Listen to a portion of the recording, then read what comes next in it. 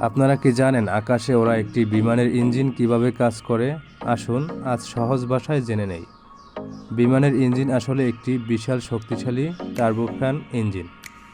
এটি মূলত 4টি ধাপে কাজ করে: ইনটেক, কম্প্রেশন, কম্বাসন এবং এক্সজস্ট।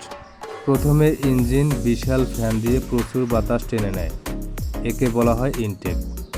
তারপর সেই বাতাস সংকুচিত হয় বা কম্প্রেস হয়, ফলে এর চাপ এবং তাপমাত্রা বেড়ে যায়। এরপর জ্বালানি ইনজেক্ট করা হয় এবং ইগনিশন দিয়ে সেটিকে জ্বালিয়ে দেওয়া হয়। প্রচণ্ড গরম গ্যাস তৈরি হয়, যা বিস্ফোরণের মতো শক্তি তৈরি করে। এটি কম্বাসন চেম্বার।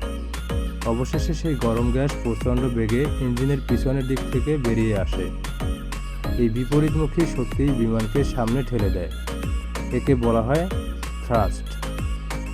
এই টার্বোফ্যান ইঞ্জিন এত শক্তিশালী যে এটি বিমানকে কয়েকশো কিলোমিটার প্রতি ঘন্টায় গতি দিতে পারে এবং হাজারো মিটার উচ্চতায় নিয়ে যেতে পারে। এভাবেই বিমানের ইঞ্জিন কাজ করে এবং আমাদের স্বপ্নের মতো আকাশে ওড়ে। ধন্যবাদ, দেখা হবে পরের পর্বে।